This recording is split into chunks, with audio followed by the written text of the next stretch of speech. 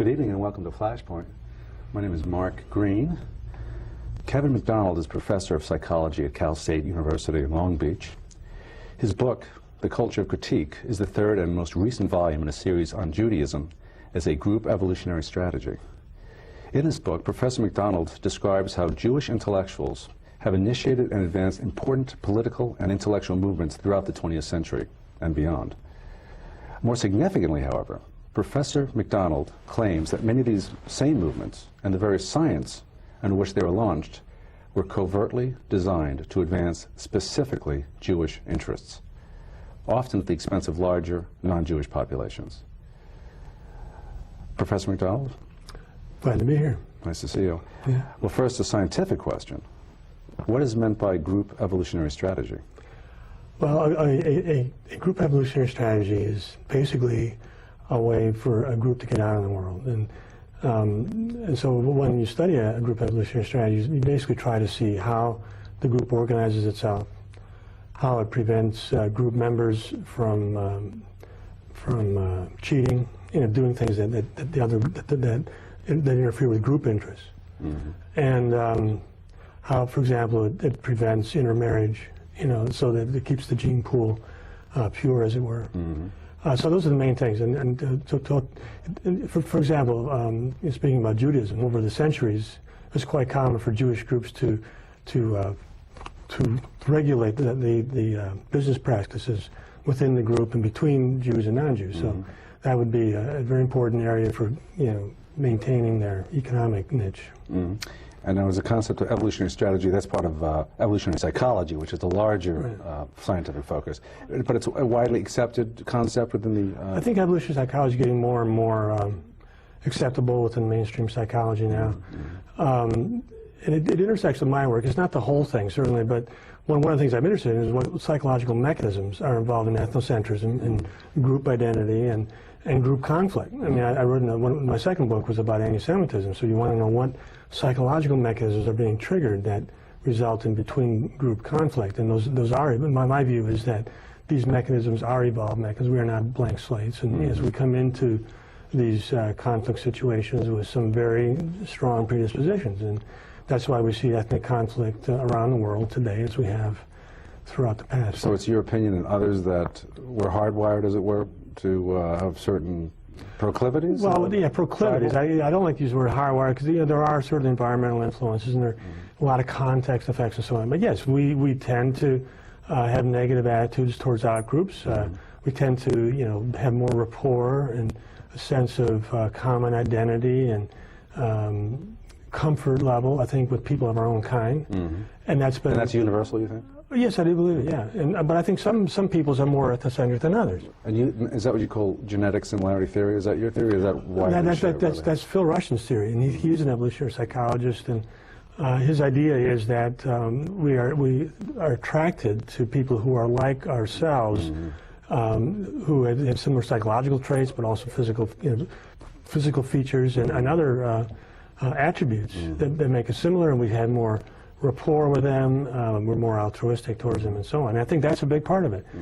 I think that if people, especially when you have a group like the Jews, they've been together for so long, and they have a common, biological, their gene pool has been sort of segregated from the surrounding society. They have a very strong psychological rapport with each other. Mm-hmm. And you see that over, you're talking about these Jewish intellectual movements. So one of the basic features about those movements is simply the psychological rapport with the people at the center of those movements. In other words, the sense of comradeship, camaraderie, the sense of, I'll scratch your back, you scratch my back, sort of mutual promotion and that sort of thing. Well, I want to quote you, this is from The Culture of Critique. You say, quote, Jewish intellectuals have developed intellectual movements that have subjected the institutions of Gentile society, that's non-Jews of course, to, quote, radical forms of criticism. Now, what do you mean by that? Well, I think that one of the common denominators, at least of the movements that I discussed in The Culture of Critique, has been a sort of view that the surrounding culture, that the non-Jewish society was in need of radical change, that it was fundamentally evil, as it were. I think it derives from the fact that Jews feel that they've been victimized over the centuries, and it's like a huge chip on their shoulder, as it were. In other words, when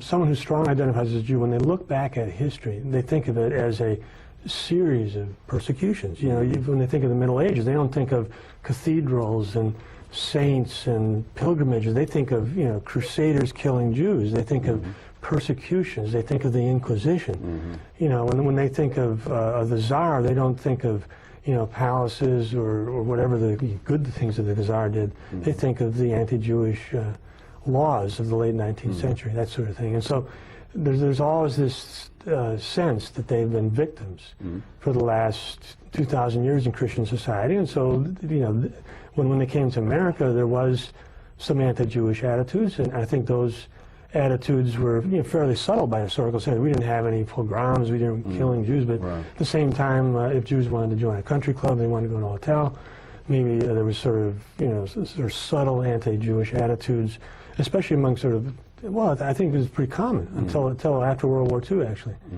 But well, that sort of thing was then, as soon as that happens, it's sort of put in the psychological bin of this is the long, part of the long history of Western culture that culminated in the Holocaust. Well, they would naturally say, can you blame them? What do you say? Well, I think that's a reason. It's not unreasonable. I think that's it's understandable, and that's what I'm trying to say. That when you want to understand this, you have to understand the psychological mechanisms involved. And from their point of view, you know, they see Western culture as an out-group culture.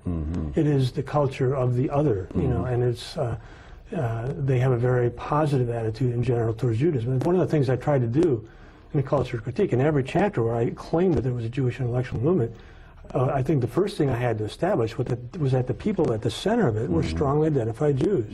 Well, I want to ask you, they took Jews very seriously. Well, I want to ask you now about those numerous significant movements, to say the very least. But what do all these intellectual movements have in common besides Jewish leaders and a Jewish core of disciples? Is that basically it right there? That is certainly an important. That's, I think, the main thing.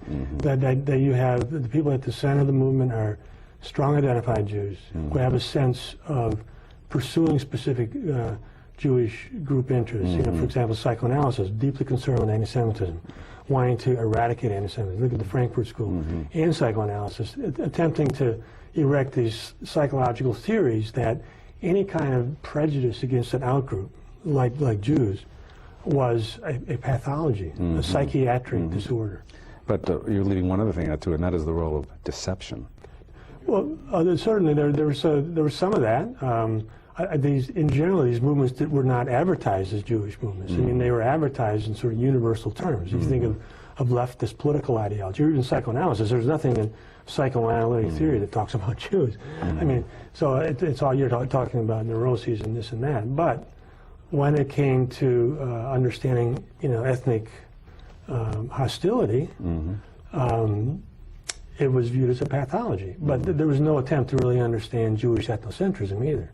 You know, in other words, psychoanalysis never came up with a theory of Jewish ethnocentrism. The Jews were sort of outside the process. The attempt was to sort of put Western culture and people who had negative attitudes towards Jews, put them on the couch, make them sort of the problem. So it was sort of like Marxism, which we'll get to in a moment. The Jews were given sort of a privileged status, and whereas Christians were persecuted under the communists, this is following the Russian Revolution, if I understand you correctly, they accorded room for people to maintain a Jewish identity in post-revolutionary Russia, for instance, and elsewhere? Actually, Marxism is very interesting from a standpoint of a Jewish intellectual movement, because there's no part of Marxism that talks about Jews. I mean, it's universal. It's about class struggle. And yet, in the post-Soviet Union, it was, you know, they came to grips with these various national groups, including Jews. So Jews were allowed to keep their identity in the post-Soviet world, and of course, many did. I mean, when 40, 50 years later, when you started to have people wanting to emigrate to Israel and so on, these people still had very strong Jewish identity. They didn't, you know, Judaism didn't stop in the Soviet Union, far from it. But it always had this veneer of universalism. And so